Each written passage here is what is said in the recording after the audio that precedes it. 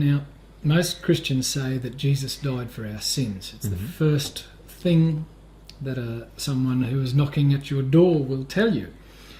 And yet my grandfather, who was a minister of religion, and quite a smart one, he told me that there is actually no reference in any of the Gospels as to you mentioning or connecting your death with the forgiveness of sins. Exactly. So you never did it. You never did it, and it's not even in the Bible. That's correct. So why do we think that you died for our sins? Well, this is an emotion in mankind. They always want to make somebody else responsible for their badness. We always want to have somebody else be blamed for what I did wrong. And you see this happening all the time in mankind. So the ultimate of that is to get one man being responsible for all of the wrongs of all humanity. And it's just that, a scapegoat taken to that extension. Now, the reality is that it doesn't make any logical sense whatsoever. Firstly, my blood is a physical force, nothing to do with a spiritual matter. So how can blood actually save anybody? My blood now, if you look at the body that I had blood in 2,000 years ago, is now in trees, plants, the ground, all through the Middle East most probably, and yet it has had no effect on clearing away the sins of most of the people involved who even put faith in it, in the sense that almost everyone who say they have faith in my blood as the saving force themselves continues to sin, which is proof in itself that my blood does nothing. If my blood did something, they would all no longer sin. So it makes no logical sense, and it also is not what I taught.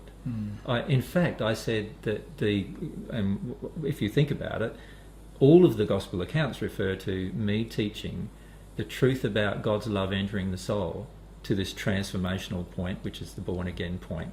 And I taught that before I died. I didn't say it was dependent upon my death.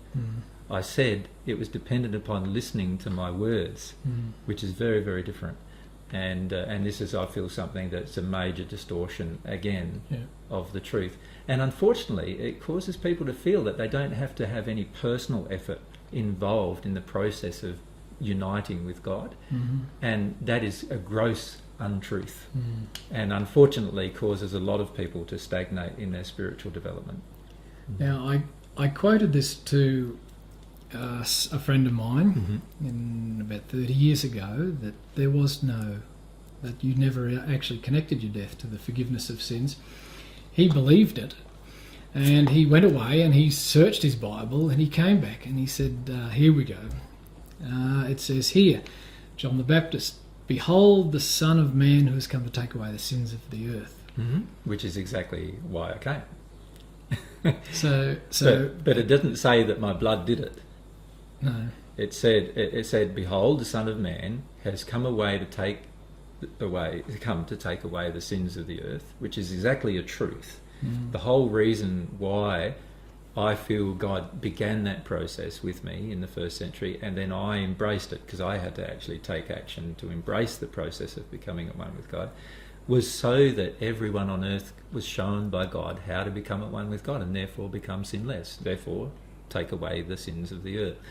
So the reality is, my life did demonstrate how to become at one with God, and therefore how to take away your sin, but it was just not through my death or my blood or my flesh dying that caused that transition.